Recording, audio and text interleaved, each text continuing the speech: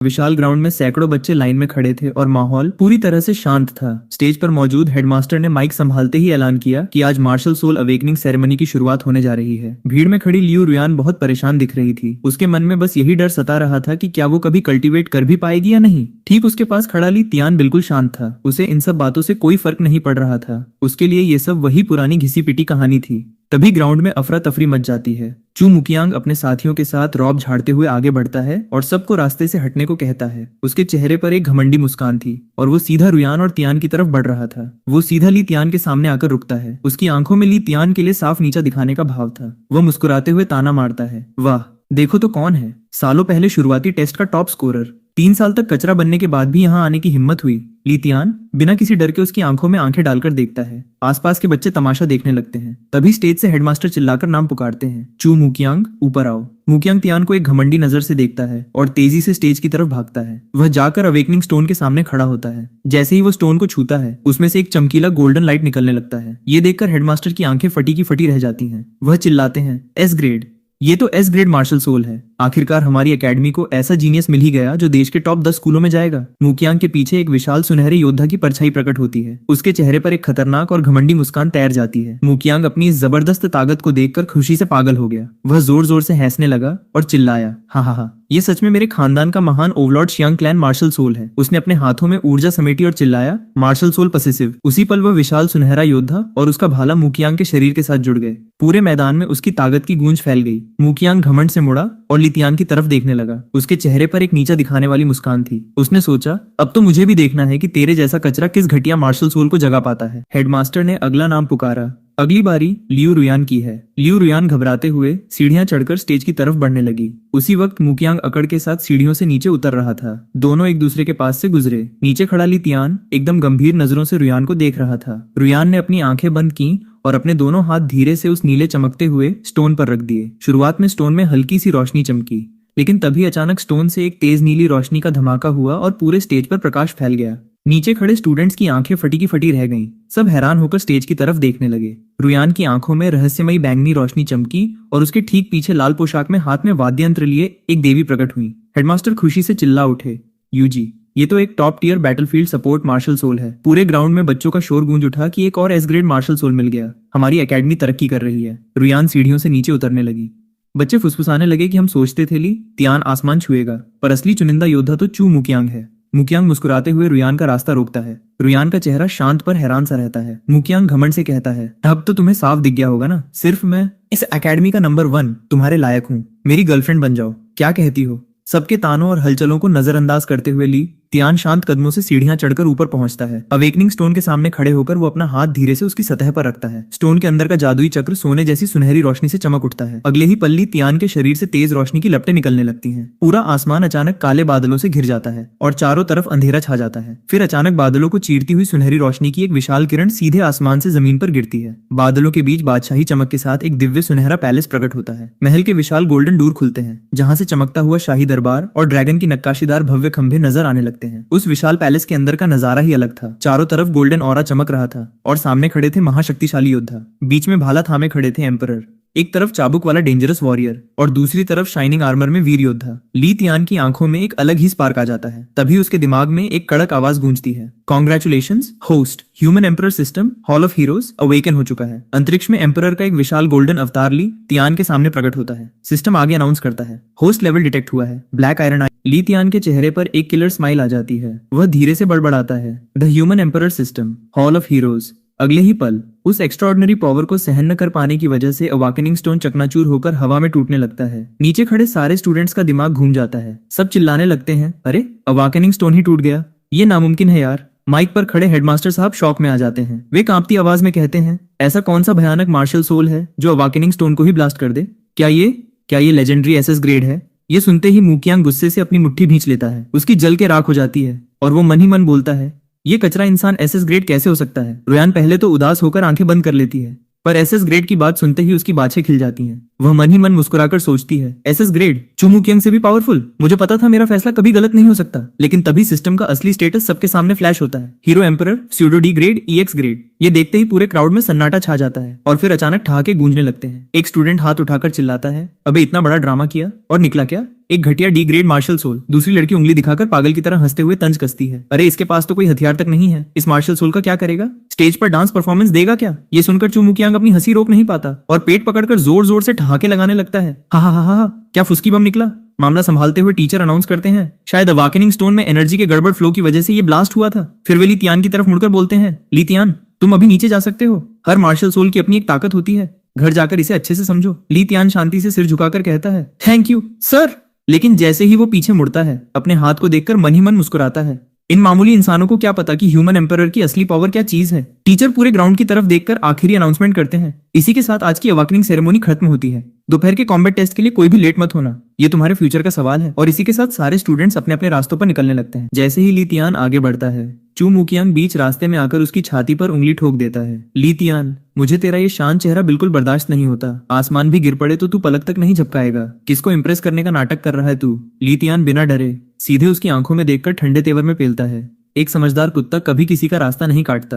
ये सुनते ही चू मुकियांग का दिमाग सनक जाता है। उसकी मुट्ठी पर नीली बिजलियां कड़कने लगती हैं। तेरी इतनी हिम्मत, लगता है तू अपनी मौत को दावत दे रहा है। अभी के अभी तेरा काम तमाम करता हूँ। तभी हेडमास्टर कड़क आवाज में बीच में आ जाते हैं, सबके सब रुक जाओ। बहुत फालतू एनर्जी भरी पड़ी है क्या? अपनी ये सारी गर्मी दोपहर के कॉम्बैट टेस्ट के लिए बचाकर रखो। अगर किसी ने भी पर्सनल फाइट की तो सीधे डिस्क्वालीफाई। चू मुकियांग अपनी मुट्ठियां भींचकर गुस्से से खौल उठता है। कहानी 3 साल पहले की एक सुनसान गली में जाती है, जहां चू मुकियांग जबरदस्ती लियू रुयान का हाथ पकड़कर धौंस जमा रहा था। लियू रुयान, मेरी गर्लफ्रेंड बन जा। क्या सोचती है? तभी ली तियान वहां भागते हुए आता है और बिना एक पल गंवाए चू मुकियांग के मुंह पर एक जोरदार पंच जड़ देता है। मुक्का लगते ही चू मुकियांग धड़ाम से जमीन पर गिरता है और उसके मुंह से खून निकलने लगता है। ली तियान तुरंत रुयान को अपने पीछे करके ढाल बन जाता है। जमीन पर पड़ा चू मुकियांग आंखें तरेर कर खूंखार तेवर में बड़बड़ाता है, लियू रुयान सिर्फ मेरी है। ली तियान, आज जो तूने मुझे मुक्का मारा है ना, उसकी कीमत तुझे आज नहीं तो कल चुकानी ही पड़ेगी। लियू रुयान गुस्से से तमतमाती हुई ली तियान के पास आती है और कड़क आवाज में कहती है, ब्रदर तियान, आखिरी बार तुम्हें ब्रदर बोल रही हूँ। आज से हमारे बीच सब खत्म। ली तियान अपनी शांत पर पैनी नजरों से उसे घूरते हुए पूछता है, सोच लिया? रुयान सीधा उसकी छाती पर उंगली तानकर अकड़ दिखाते हुए चिल्लाती है, अपना ये बेकार मार्शल सोल देखा है? और जरा मेरा ए लेवल यूजी देख। अब हम दोनों की हैसियत में जमीन आसमान का फर्क है, समझे? तुम मेरे काबिल ही नहीं हो। ये सुनकर ली तियान उसे जाता हुआ देखता है। रुयान सीधे चू मुकियांग के पास पहुंच जाती है। ली तियान मन ही मन मुस्कुराता है, चलो ठीक है, मैं तो तुम्हें अपनी इस बड़ी खुशी में शामिल करने वाला था, पर लगता है तुम इस लायक ही नहीं थी। उसी दोपहर ग्राउंड में ली तियान को देखते ही सारे स्टूडेंट्स उसकी तरफ उंगलियां उठाकर मजाक उड़ाने लगते हैं। एक लड़का तंज कसता है, अबे देख, ये वही एक्टर वाला मार्शल सोल वाला है ना? दूसरी लड़की हंसते हुए ताना मारती है, इतना कचरा मार्शल सोल मिलने के बाद भी इसकी हिम्मत तो देखो, यहाँ कॉम्बैट टेस्ट देने आ गया। तभी मैदान में चू मुकियांग की एंट्री होती है और उसकी एक झलक पाने के लिए सारे स्टूडेंट्स पागलों की तरह उसकी तरफ भागते हैं। चू मुकियांग आ गया, रास्ता छोड़ो भाई, लड़कियां चिल्लाती हैं, मुझे उसका ऑटोग्राफ चाहिए। एक तो कैमरे के साथ भागते हुए बोलता है, जल्दी चल, एक फोटो खिंचवा लेते हैं, बाद में शो ऑफ करने के काम आएगी। चू मुकियांग लियू रुयान का हाथ थामे हवाबाजी झाड़ते हुए ली तियान के सामने आकर खड़ा हो जाता है और अकड़कर बोलता है, दफा हो यहाँ से, ये जगह तेरे जैसे कचरे के खड़े होने के लिए नहीं है। तभी रुयान बीच में आकर चू मुकियांग को रोकती है और ली तियान की तरफ नीची नजर से देखते हुए बोलती है, छोड़ो न कियांग भैया, इसके पास बचा ही क्या है, बस एक कबाड़ मार्शल सोल, इस पर टाइम वेस्ट करने का कोई फायदा नहीं है। फिर वो चू मुकियांग का हाथ और कसकर पकड़ लेती है और मुस्कुराते हुए ताना मारती है, आज का दिन खत्म होने दो, फिर देखना इस कचरे को कोई याद भी नहीं रखेगा। हेडमास्टर माइक हाथ में थामकर कड़क आवाज में अनाउंस करते हैं, मार्शल टेस्ट शुरू होता है। स्टेज पर आने वाले सभी स्टूडेंट्स अपने सामने मौजूद पपेट पर पूरी ताकत से अटैक करेंगे। पपेट के चेहरे पर आपकी पावर का स्कोर दिखाई देगा। पूरे मैदान में सन्नाटा छा जाता है। हेडमास्टर आगे इशारा करते हुए बोलते हैं, मुकियांग, सबसे पहले तुम आओ और बाकी सभी स्टूडेंट्स के लिए एक मिसाल कायम करो। ये सुनते ही चू मुकियांग के चेहरे पर एक घमंडी मुस्कान आ जाती है। चू मुकियांग पूरे आत्मविश्वास के साथ सीढ़ियां चढ़कर अखाड़े के बीचों बीच पहुंचता है। वो पूरी ताकत से गरजते हुए कहता है, पहाड़ों को हिला देने वाली ताकत और इस युग पर राज करने वाला जज्बा। अगले ही पल मैदान में एक जबरदस्त ऊर्जा की लहर दौड़ जाती है। चू मुकियांग अपनी मार्शल सोल को बुलाता है। उसके ठीक पीछे एक विशालकाय चमकता हुआ सुनहरा योद्धा प्रकट होता है, जिसने भारी कवच पहन रखा है और हाथ में एक महाविनाशक भाला पकड़ रखा है। मुकियांग के अपने हाथ में भी एक भाला आ जाता है, जिस पर आग की लपटें उठने लगती हैं। अपनी पूरी ताकत और सुनहरे योद्धा की शक्ति को एक साथ मिलाकर वह सामने खड़े टेस्टिंग पपेट की तरफ एक जोरदार छलांग लगाता है और अपने जलते हुए भाले से सीधा प्रहार करता है। हमले की तीव्रता को भांपते हुए पपेट तुरंत अपने बचाव के लिए एक नीले रंग की हेक्सागोनल एनर्जी शील्ड बना लेता है। बूम! जैसे ही मुकियांग का भाला उस शील्ड से टकराता है, पपेट के सिर पर लगा डिजिटल मीटर पागलों की तरह तेजी से घूमने लगता है। नंबर तेजी से बढ़ते हैं और अंत में एक हैरान कर देने वाले स्कोर पर आकर रुक जाते हैं, 998। ये विशाल स्कोर देखते ही पूरे मैदान में सन्नाटा छा जाता है और फिर अगले ही सेकंड सारे स्टूडेंट्स खुशी और हैरानी से पागल हो जाते हैं। हर कोई तालियां बजाने लगता है। चू मुकियांग भाला लहराते हुए ली तियान की तरफ देखकर घमंड से चिल्लाता है, देख कचरे, ये पावर स्कोर ही तेरी औकात है। धमाका इतना तगड़ा था कि पपेट वहीं जमीन पर ढेर हो जाता है। तभी प्रिंसिपल खुद हवा में छलांग लगाकर सीधा रिंग में लैंड करते हैं और चिल्लाते हैं, शानदार। सियांग क्लैन की मार्शल सोल का जवाब नहीं, क्या पावर है। कुकियांग अपने एटीट्यूड में सिर झुकाकर मुस्कुराता है, तारीफ के लिए शुक्रिया हेडमास्टर। अब आईली तियान की बारी। वह शांत कदमों से आगे बढ़ता है और गंभीर आवाज में बोलता है, समन हॉल ऑफ हीरोज। उसके ऐसा कहते ही अचानक पूरा मौसम बदल जाता है। आसमान में काले घने बादल छा जाते हैं और कड़कड़ाती बिजली चमकने लगती है। तभी एक के बाद एक 3 महाशक्तिशाली एस क्लास मार्शल सोल्स प्रकट होते हैं। सुनहरे कवच में भारी गदा थामे चिन शियोंग, बैंगनी काली खौफनाक ऊर्जा से भरा लुओ चेंग और चांदी की तरह चमकता हुआ भालाधारी युवेई गोंग। ली तियान के इर्द गिर्द इन तीनों एस रैंक एम्परर को एक साथ खड़े देखकर पूरे मैदान में खौफनाक सन्नाटा छा जाता है। तीनों मार्शल सोल्स तेजी से ली तियान के शरीर के अंदर समा जाते हैं। जैसे इतनी भयानक और असीम शक्ति उसके शरीर में समाती है, उससे निकलने वाले जबरदस्त प्रेशर और ऊर्जा के दबाव से उसके पैरों तले की जमीन चरचराकर फटने लगती है। ये नजारा देखकर हेडमास्टर की आंखें फटी की फटी रह जाती हैं और वे हकलाते हुए चिल्लाते हैं, ये लड़का, इसके पास सच में पौराणिक 3-फोल्ड मार्शल सोल है। पास खड़ी लड़की भी खौफ से कांप उठती है कि ये अचानक इतना ताकतवर कैसे हो गया। ली तियान अपनी आंखों में खतरनाक चमक के साथ अपनी टेक्निक एक्टिवेट करता है, चिन क्लैन मेस तकनीक, settle the land and reverse. उसके हाथों में लाल और नीली गदा आ जाती है और पीछे विशालकाय सुनहरा योद्धा चमकने लगता है। वह पूरी तरह तबाही मचाने के लिए तैयार है। लोटिसन ने अपनी पूरी ताकत समेटकर उस पावर चेक करने वाली मशीन पर एक जबरदस्त हमला किया। मशीन ने उस झटके को झेला और फिर अचानक तेजी से गोल गोल घूमने लगी। वो इतनी रफ्तार से घूम रही थी कि अखाड़े में एक नीले रंग का भयानक बवंडर बन गया। ये खौफनाक नजारा देखकर वहां खड़े चू मुकियांग के चेहरे का रंग उड़ गया। उसने हकलाते हुए कहा, सर सिर्फ दिखावा, कोई दम नहीं। मुझे लगा था तुम कुछ कर पाओगे, पर उसकी कॉम्पती आवाज साफ बता रही थी कि वो बुरी तरह डर गया है। पास खड़ी लियू रुयान भी हैरान परेशान सी सोच में पड़ गई कि आखिर हो क्या रहा है। तभी हेडमास्टर चिल्लाए, रुको, जल्दी करो, बैरियर को मजबूत करो, क्योंकि उस पावर टेस्ट वाली मशीन में से अकल्पनीय ऊर्जा निकल रही थी। बूम!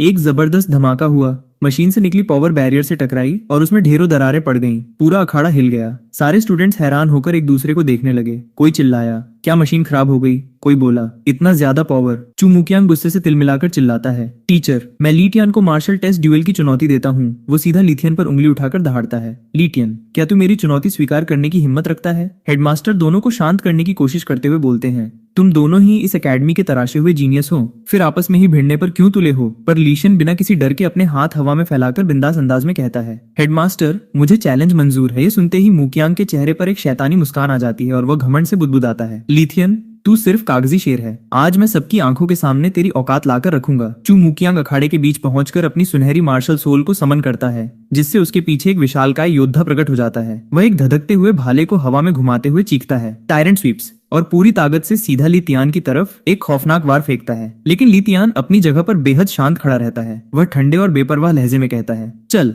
आज तुझे दिखाता हूँ कि असली भालेबाजी क्या होती है। अगले ही पल ली तियान के शरीर से एक असीम ऊर्जा निकलती है। देखते ही देखते उसका पूरा शरीर एक बेहद हाईटेक, चमकीले और ताकतवर आर्मर सूट से ढक जाता है। उसके पीछे पंख निकल आते हैं और हाथ में एक सुनहरी चमकता हुआ भाला आ जाता है। चू मुकियांग अपनी पूरी ताकत झोंकते हुए अपनी स्पीयर टेक्निक का पहला मूव फेंकता है, first form, hook lock 8 wastes. लेकिन ली तियान का आर्मर और उसकी फुर्ती इतनी जबरदस्त होती है कि वो बिना एक खरोंच खाए सीधे मुकियांग पर वार करता है। Second form, silver crane nodes. एक ही पल में हवा में चमकती हुई रोशनी कौंधती है और अगले ही सेकंड ली तियान के नुकीले भाले की नोक मुकियांग की सीधी गर्दन पर जाकर रुक जाती है। मुकियांग की आंखें फटी की फटी रह जाती हैं और पसीना छूट जाता है। उसे समझ ही नहीं आता कि क्या हुआ। ये खौफनाक नजारा देखकर हेडमास्टर घबराकर चीख पड़ते हैं, रुक जाओ ली तियान, सब लोग रुक जाओ। मुकियांग खौफ और गुस्से से कांपते हुए हेडमास्टर की तरफ उंगली दिखाता है और बिलखते हुए चिल्लाता है, प्रिंसिपल, इस बंदे ने तो पहले सिर्फ डी रैंक मार्शल सोल अवाकन किया था, तो फिर ये अचानक मेरी ए रैंक मार्शल सोल को ऐसे कैसे दबा सकता है? मुकियांग हार पचा नहीं पा रहा है। वह घमंड और जलन में अंधा होकर चिल्लाता है, मुझे शक है कि ली तियान ने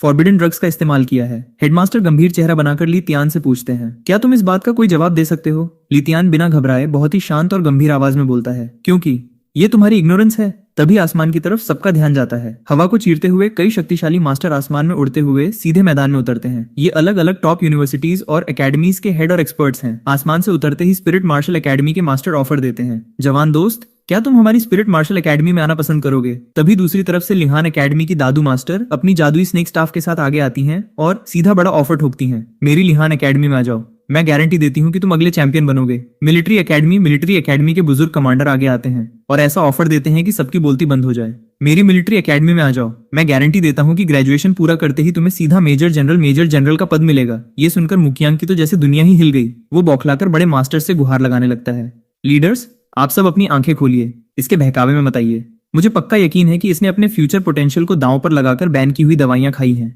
तभी मिलिट्री वाले बुजुर्ग मास्टर मुकियांग को चुप कराते हुए समझाते हैं, बच्चे, आज ये बूढ़ा तेरी गलतफहमी दूर कर देता है। ये कोई बैंड ड्रग्स का असर नहीं है, बल्कि मल्टी मार्शल सोल अवेकनिंग है। अगर मार्शल सोल्स आपस में मैच कंपैटिबल हो जाएं, तो कोई भी बंदा अपनी मर्जी से पावर्स को कंट्रोल, बढ़ा या समेट सकता है। ये सुनकर ली तियान अपने गाल पर हाथ रखकर पसीना पोंछते हुए मन ही मन सोचता है, अरे यार, आप लोग तो फालतू में गलत समझ रहे हैं। सच तो यह है कि वो मेरी मार्शल सोल थी ही नहीं। तभी पास खड़े एक दादू मास्टर बड़े प्यार से ली तियान से पूछते हैं, ली तियान, अब क्या तुम हमें सच सच बताओगे? एक तरफ से ताना कसा जाता है, इसे अपनी पसंद बताओगे? क्या तुम्हें नहीं लगता कि तुम बहुत बड़ी बड़ी बातें कर रहे हो? तभी आसमान में काले बादलों को चीरता हुआ एक विशाल, बेहद चमकदार गोल्डन ड्रैगन प्रकट होता है। उसकी गर्जना से पूरा मैदान कांप उठता है। ड्रैगन गरजते हुए बाकी मास्टर्स से सवाल करता है, क्या तुम लोग एस रैंक या उससे भी ऊपर की मार्शल सोल को ट्रेन करने का खर्च उठा भी सकते हो? ये सुनकर जादुई स्टाफ वाले मास्टर कहते हैं, हफ्ते हफ्ते की बात तो दूर, हम अपनी पूरी एक पीढ़ी एल के सारे रिसोर्सेज दांव पर लगा देंगे, सिर्फ इस एक बच्चे को ट्रेन करने के लिए। लेकिन गोल्डन ड्रैगन सीधे मुख्य मुद्दे पर वार करता है, क्या तुम लोग मल्टी मार्शल सोल फ्यूजन की समस्या को सुलझा सकते हो? सारे मास्टर्स निरुत्तर होकर चुप हो जाते हैं। ड्रैगन आगे कहता है, मैं ज्यादा बकवास नहीं करूंगा, फैसला सीधा लितियान खुद करेगा। इसके बाद ड्रैगन हवा में एक बेहद चमकदार इनविटेशन लेटर लितियान की तरफ फेंकता है और गर्जना करते हुए कहता है, इसे रख लो, मैं कैपिटल में तुम्हारा इंतजार करूंगा। गोल्डन ड्रैगन के जाते ही मैदान में सन्नाटा छा जाता है। स्नेक स्टाफ वाली दादू गुस्से में दांत पीसते हुए चिल्लाती हैं, गॉड डैम पायोनियर एकेडमियल। मिलिट्री कमांडर भी गंभीर चेहरा बनाए बस चुपचाप देखते रह जाते हैं, जबकि मुकियांग जलन और गुस्से से लाल पीला हो रहा होता है। ली तियान के हाथ में वो चमकता हुआ इन्विटेशन लेटर है। वो उत्सुक होकर सीनियर कमांडर से पूछता है, सीनियर, यह पायोनियर एकेडमी किस तरह का स्कूल है? मैंने इसके बारे में पहले कभी क्यों नहीं सुना? मिलिट्री कमांडर बेहद गंभीर आवाज में समझाते हैं, बच्चे, पायोनियर एकेडमी एक टॉप सीक्रेट जगह है जो कॉन्फिडेंशियल एग्रीमेंट के तहत काम करती है। जो लेटर तुम्हारे हाथ में है वो सीधा एडमिशन नहीं, बल्कि सिर्फ उनके एंट्रेंस एग्जाम का बुलावा है। कमांडर आगे ली तियान की आंखों में देखते हुए कहते हैं, और याद रखना, जिस जगह तुम जा रहे हो वहां तुम जैसे लोगों को जीनियस भी नहीं माना जाता। वहां एक से बढ़कर एक धुरंधर भरे पड़े हैं। मास्टर्स आगे चेतावनी देते हैं, ली तियान, फैसला करने से पहले अच्छी तरह सोच लो। उस जगह की मोर्टेलिटी रेट हर साल सबसे ज्यादा रहती है। लेकिन ली तियान घबराने के बजाय और निडर हो जाता है। वह सभी मास्टर्स का शुक्रिया अदा करते हुए झुककर कहता है, आप सभी का धन्यवाद, मैं इस पर गंभीरता से विचार करूंगा। वो हाथ में सुनहरे सील वाला वही खलास इन्विटेशन लेटर थामता है। उस लेटर को देखते हुए वो मन ही मन मुस्कुराता है, अच्छा, तो मुझे वहां जीनियस भी नहीं माना जाएगा? दिलचस्प है। अगले ही पल ली तियान कैपिटल जाने वाली ट्रेन में सवार हो चुका है। खिड़की से बाहर देखते हुए वो अपने अतीत और उस लड़की की यादों में खोया है जो पीछे छूट गई। तभी ट्रेन में चश्मा पहने एक सीधा साधा लड़का उसके पास आता है और मुस्कुराते हुए पूछता है, हे ब्रो, क्या तुम भी वापस स्कूल जा रहे हो? ली तियान उस चश्मे वाले लड़के को संजीदगी से जवाब देता है, मैं तो एक एग्जाम देने जा रहा हूँ। ये सुनकर लड़का चौंक कर मुस्कुराता है और शेखी बघारते हुए कहता है, अरे भाई, मैं तो क्योटो का ऑलराउंडर ज्ञानी हूँ, मुझे हर चीज की खबर रहती है। लेकिन इससे पहले कि वे आगे बात कर पाते, ट्रेन का दरवाजा धड़ाम से खुलता है। हथियारों से लैस डकैतों का एक गिरोह बोगी में घुस आता है। उनका डरावना आंख पर पट्टी बांधे हुए लीडर चिल्लाता है, डाका है, अपने सारे कीमती सामान तुरंत टेबल पर रख दो। लितियान और बाकी यात्री सन्न रह जाते हैं। लेकिन तभी बोगी के बीच से एक आर्मर सूट पहने हुए निडर लड़का खड़ा होता है और कड़क आवाज में गरजता है, रुको, ये कोई आम लड़का नहीं, बल्कि स्पिरिट मार्शल एकेडमी का टॉप स्टूडेंट श्यांग मुरेन है। वो अकेले ही डकैतों के पूरे गिरोह के सामने सीना तानकर खड़ा हो जाता है। उसे देखते ही ट्रेन में बैठे यात्री राहत की सांस लेते हुए चिल्लाते हैं, ये तो श्यांग मुरेन है, अब हम सब बच गए। डाकुओं का सरदार आंख तरेरते हुए घूरता है और चिल्लाता है, लड़के, क्या तुझे अपनी जान प्यारी नहीं है? स्पिरिट मार्शल एकेडमी के नाम पर ढौंस जमा रहा है। लेकिन श्यांग मुरेन बिना डरे कड़क आवाज में ललकारता है कि सब मिलकर इन चूहों को रोको, एनफोर्समेंट टीम जल्द ही यहाँ पहुंचने वाली है। इसके बाद पूरे डिब्बे में अफरा तफरी मच जाती है और हथियारों से लैस डाकू यात्रियों पर टूट पड़ते हैं। डाकुओं का सरदार अपनी लाल रोशनी से दमकती खौफनाक खोपड़ी वाली तलवार निकाल लेता है, तो जवाब में श्यांग मुरेन अपना भारी भरकम जादुई हथौड़ा प्रकट कर सीधे उसकी तलवार पर दे मारता है। दोनों के हथियारों की टक्कर से पूरे डिब्बे में बिजली जैसी चिंगारियां उठती हैं और एक जबरदस्त ऑरा की लहर फैल जाती है। डाकुओं का सरदार अपनी पूरी ताकत से लाल तलवार लहराते हुए सब पर हमला करने का हुक्म देता है, जिससे उसकी ताकत के आगे श्यांग मुरेन का हथौड़ा भी डगमगाने लगता है। एक तरफ जहां श्यांग मुरेन संघर्ष कर रहा है, वहीं लितियान चुपचाप अपनी आंखें बंद किए सीट पर बैठा रहता है। लेकिन जैसे ही हवा में खतरे की गूंज बढ़ती है, लितियान अचानक अपनी आंखें खोलता है। डिब्बे के बाहर से अचानक एक तेज चाकू उड़ता हुआ आता है और सीधे श्यांग मुरेन को जा लगता है। उस अचानक हुए हमले से श्यांग मुरेन खुद को संभाल नहीं पाता। उसका संतुलन बिगड़ता है और वो हवा में उछलकर दूर जा गिरता है। डिब्बे के पीछे से काली ड्रेस और नकाब पहने एक रहस्यमयी हमलावर सामने आती है, जिससे श्यांग मुरेन गुस्से से तिलमिला उठता है। कितनी घटिया हरकत है, तुम्हारे पास 2-2 ब्रॉन्ज रैंक हैं, फिर भी छुपकर हमला कर रहे हो। डाकुओं का सरदार शैतानी मुस्कान के साथ श्यांग मुरेन पर वार करने ही वाला होता है कि तभी बाहर से खिड़की का कांच चकनाचूर होता है और एक चमकदार नीली तलवार सनसनाती हुई बोगी के अंदर आकर सरदार का वार रोक देती है। अगले ही पल पायोनियर एकेडमी की एनफोर्समेंट टीम की मेंबर वांग लिंगियर टूटी खिड़की के रास्ते एंट्री मारती है। वह अपने हाथ में नीली ऊर्जा से दमकती तलवार थामकर सीधी डाकुओं के सामने खड़ी हो जाती है। लितियान भाले जैसा हथियार हाथ में थामे इस पूरे हंगामे को देखकर मन ही मन कुड़ता है, यार, मेरी पहली ही राइड में ये सब बवाल होना था क्या? वांग लिंगियर को देखकर घायल श्यांग मुरेन के चेहरे पर राहत आ जाती है। लिंगियर, तुम आ गई। पर संभल कर। उधर डाकुओं का सरदार अपनी खौफनाक लाल तलवार से हमला ठोकता है, पर सामने से नीली तलवार का ऐसा करारा ब्लॉक पड़ता है कि चिंगारियां हवा में बिखर जाती हैं। बिना रुकावट के नीली ब्लेड एक तेज लेजर की तरह सीधी सरदार के सीने को चीरती हुई निकल जाती है। ये तबाही देख ली तियान हैरान रह जाता है। हद है यार, मामला अब तक खत्म नहीं हुआ। अगर ये ड्रामा ऐसे ही चलता रहा तो फालतू में अपनी जान के लाले पड़ जाएंगे। हमला इतना जबरदस्त था कि सरदार हवा में उड़ता हुआ सीधा बोगी की दीवार से टकराता है। उसकी भारी भरकम तलवार हाथ से छूटकर गिरती है और वो पस्त होकर सीट पर ढह जाता है। तभी उसकी बैंगनी आंखें गुस्से से तपने लगती हैं और डिब्बे में उसकी कड़क आवाज गूंजती है, चुपचाप घुटनों पर बैठो और सरेंडर कर दो। लेकिन तभी काली ड्रेस और मास्क पहने रहस्यमयी लड़की की चमकदार फिरोजी आंखें खिड़की की तरफ मुड़ती हैं। वो एक पल भी बर्बाद किए बिना टूटी हुई खिड़की से छलांग लगाकर चलती ट्रेन से बाहर कूद जाती है। वांग लिंगेर भी तुरंत उसी खिड़की की तरफ भागती है और चिल्लाती है, मैं उसके पीछे जाती हूँ। एनफोर्समेंट टीम एकेडमी में तुम्हारे इस योगदान का क्रेडिट दर्ज कर लेगी। इतना बोलते ही वो भी खिड़की से बाहर हवा में छलांग लगा देती है और खुले खेतों के ऊपर उड़ते हुए उसका पीछा करने निकल पड़ती है। बोगी में बैठा ली तियान अपनी पीठ टिकाकर राहत की सांस लेता है, पर मन ही मन झल्लाता है। क्रेडिट? पर मेरा तो अभी एकेडमी में एडमिशन भी नहीं हुआ है। कुछ ही देर में ट्रेन शहर के मुख्य स्टेशन पर पहुंचकर रुक जाती है। ली तियान डिब्बे से बाहर कदम रखता है और सामने फैले विशाल आधुनिक शहर की खूबसूरत इमारतों और सड़कों को देखता है। चारों तरफ गाड़ियों की आवाजाही और शांति देखकर वो मन ही मन सोचता है, तो ये है मानव सभ्यता का मुख्य केंद्र। यहाँ दूर दूर तक उस तबाही का नामो निशान नहीं दिखता जो कभी मैजिकल बीस्ट ने मचाई थी। चश्मा पहने एक लड़का मुस्कुराते हुए ली तियान की तरफ हाथ हिलाता है और कहता है कि वो स्पिरिट मार्शल एकेडमी से है और आगे कभी भी मदद की जरूरत पड़े तो बेझिझक याद करना। वो आज की मदद के लिए दिल से शुक्रिया अदा करता है। ली तियान भी एक हल्की मुस्कान के साथ जवाब देता है कि ये तो बस एक छोटा सा काम था। पास ही मेडिकल टीम शांग मुरेन की पट्टियां बांध रही होती है। शांग मुरेन ली तियान को घूरते हुए मन ही मन चिढ़कर बुदबुदाता है कि ये टांग अड़ाने वाला लड़का बिना वजह बीच में आ गया। बातचीत खत्म करके ली तियान उस नए दोस्त को बाय बोलता है और प्लेटफॉर्म से बाहर निकलने के लिए आगे बढ़ जाता है। दूसरी तरफ शांग मुरेन हाथ में दवा की शीशी थामे दूर जाते ली तियान की पीठ को गुस्से से घूरता है। लिंगेर के सामने अपनी किरकिरी होने का सारा गुस्सा उसके चेहरे पर साफ दिखता है और वो मन ही मन कसम खाता है कि वो इस बात का बदला जरूर लेगा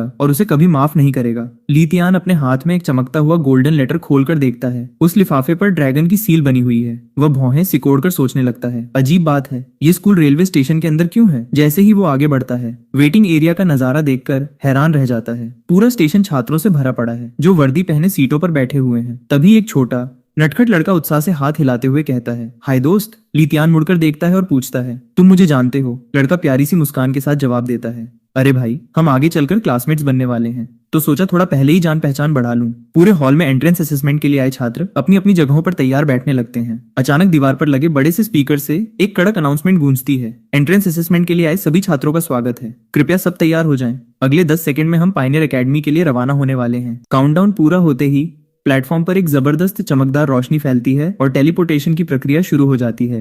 सभी स्टूडेंट ही आंखें फाड़े हैरान होकर देखते रह जाते हैं और अगले ही पल पूरा का पूरा हॉल रोशनी में गायब हो जाता है।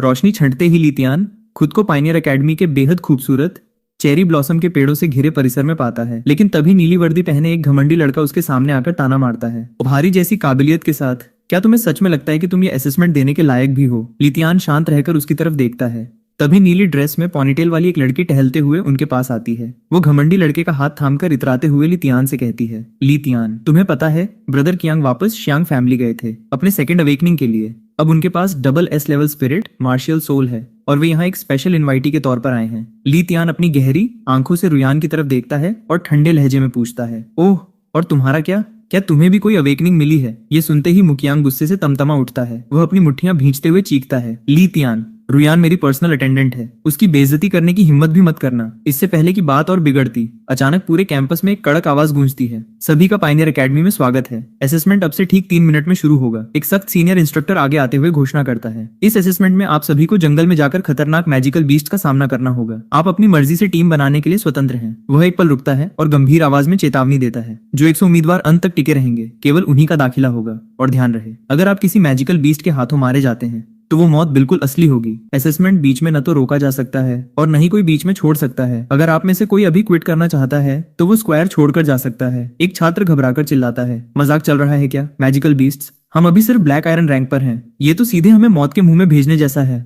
नियमों की घोषणा होते ही डर का माहौल और बढ़ जाता है। कई छात्र तुरंत फैसला लेते हैं और चीखते हुए भागने लगते हैं, मैं छोड़ रहा हूँ। चारों तरफ मची इस भागदौड़ और घबराहट के बीच ली तियान बिल्कुल शांत खड़ा रहता है। वह अपनी आंखें मूंदकर मन ही मन सोचता है, कौन जाने इनमें से कितने लोगों पर भरोसा किया जा सकता है। फिर वो अपनी कड़क और सतर्क निगाहें उठाकर सोचता है, फिलहाल मैं चुपचाप देखता हूँ कि आगे क्या होता है। रुयान थोड़ा ढोंग दिखाते हुए ली तियान के पास आती है और मासूमियत भरी आवाज में कहती है, ली तियान, ब्रदर मुकियांग पुरानी बातों को भूलकर तुम्हें अपनी टीम में शामिल करने के लिए तैयार हैं। अब जरा भी देर मत करो, जल्दी यहाँ आ जाओ। मुकियांग अपनी नीली वर्दी में अकड़कर अपनी टीम के साथ आगे बढ़ता है, लेकिन ली तियान पूरी तरह बेपरवाह दिखता है। वह सीधी निगाहों से देखते हुए साफ मना कर देता है, नहीं, मुझे कोई दिलचस्पी नहीं है। ये सुनते ही मुकियांग के साथ खड़ी लड़की गुस्से से लाल पीली हो जाती है और ली तियान पर उंगली उठाकर चीखती है, कितने बदतमीज हो तुम। ताकतवर शांग फैमिली ने तुम्हें न्योता दिया और तुम्हारी हिम्मत कैसे हुई इसे ठुकराने की। इससे पहले कि विवाद और बढ़ता, अचानक रेगिस्तान जैसा दिखने वाला असेसमेंट जोन एक्टिवेट हो जाता है। असेसमेंट शुरू होता है, तभी प्राचीन खंभों के बीच से अचानक एक नीली छाया जैसा मैजिकल बीस्ट प्रकट होता है। उसे देखते ही बाकी उम्मीदवारों में हड़कंप मच जाता है। वे डर के मारे चीखते चिल्लाते हुए उल्टे पैर भागने लगते हैं। छात्रों के चेहरों पर खौफ छा जाता है, आंखें फटी की फटी रह जाती हैं और सब अपनी जान बचाने के लिए बदहवास दौड़ पड़ते हैं। भाग दौड़ और चीख पुकार के बीच ली तियान सीना ठोक कर खड़ा होता है और एक कड़क रौबदार आवाज में हुक्म देता है, 3 all generals, hear my command, merge. पलक झपकते ही पूरा मैदान थरथरा उठता है। बवंडर जैसी तूफानी हवाएं चलने लगती हैं और हवा में जबरदस्त दबाव छा जाता है। ली तियान के ठीक पीछे दैवीय सुनहरी ऊर्जा से दमकता हुआ एक विशालकाय मार्शल सोल प्रकट होता है। ली तियान अपनी सबसे विनाशकारी तकनीक को अनलॉक करता है, martial soul fusion skill L, imitate heaven and earth. दैवीय सुनहरी रोशनी की लपटें पूरे मैदान को अपनी जद में ले लेती हैं और ली तियान एक अपराजित योद्धा की तरह उन खूंखार मैजिकल बीस्ट के सामने सीना ताने खड़ा हो जाता है। ली तियान जैसे ही अपनी martial soul, imitate heaven and earth activate करता है, वो एक खतरनाक गोल्डन आर्मर वाले जायंट मैक्स स्लैश अल्ट्रामैन अवतार में बदल जाता है। उसकी ये ओवरपावर्ड एंट्री देखकर वहां खड़े सब बंदे शॉक में आ जाते हैं और चिल्लाने लगते हैं कि अबे ये क्या गंडम चला रहा है। इधर वो खूंखार बीस्ट पूरी ताकत से उस पर अटैक करता है, पर ली तियान बिना डरे उसका पंजा हवा में ही पकड़ लेता है और उस पर मुक्कों की धुआंधार बरसात कर देता है। आखिरी में ली तियान एक पावरफुल मूव से उस बीस्ट को सीधे जमीन में गाड़कर वहीं ढेर कर देता है। Game over. मुकियांग दूर खड़ा ली तियान को देखते ही गुस्से से तिलमिला जाता है और चिढ़कर चिल्लाता है, ली तियान, हमेशा तू ही क्यों। उधर ली तियान अपने गोल्डन आर्मर वाले रूप में मस्त होकर बीस्ट को दौड़ा दौड़ा कर पीट रहा होता है। वह चिल्लाता है, जब ये सब एक सिमुलेशन ही है तो मैं अपना पूरा दम लगाऊंगा। इनविंसिबल विंड फायर व्हील और बीस्ट की पूंछ पकड़कर उन्हें हवा में चक्री की तरह घुमाने लगता है। यह पागलपन देखकर बाकी स्टूडेंट शॉक में आ जाते हैं और चीखने लगते हैं। तभी मैदान में खूंखार बीस्ट का एक पूरा का पूरा झुंड आ धमकता है। ली तियान की इस हरकत की वजह से सारे बीस्ट का ध्यान मुकियांग की तरफ चला जाता है। मुकियांग डर और गुस्से में दांत पीसते हुए चीखता है, ली तियान, तूने ये जानबूझकर किया है ना, मैं मर भी जाऊं तो तुझे छोड़ूंगा नहीं। अनाउंसमेंट होती है कि फर्स्ट टेस्ट खत्म हो गया है और बचे हुए कैंडिडेट्स पास हो चुके हैं। खबर मिलते ही सिमुलेशन टूटता है और सब वापस ग्राउंड में आ जाते हैं, जहां मुकियांग गुस्से से पागल होकर चिल्लाता है, मैं तुझे जान से मार डालूंगा, और ली तियान पर अटैक करने के लिए अपनी पावर चार्ज करने लगता है। ली तियान भी बिना डरे लड़ने के लिए तैयार हो जाता है, लेकिन इससे पहले कि दोनों भिड़ते, इंस्ट्रक्टर बीच में आकर चिल्लाता है, रुक जाओ, टेस्ट फेल होने के बाद ताकत का गलत इस्तेमाल करने वाले को सीधा खत्म कर दिया जाएगा। ये सुनते ही मुकियांग की हवा टाइट हो जाती है। वह तुरंत इंस्ट्रक्टर के आगे झुककर माफी मांगता है। इंस्ट्रक्टर अनाउंस करता है कि बचे हुए 100 कैंडिडेट्स ने फर्स्ट टेस्ट पास कर लिया है और आगे के टेस्ट अब सीधे एकेडमी के अंदर होंगे। इसके बाद वो हुक्म देता है, सब तुरंत निकलें,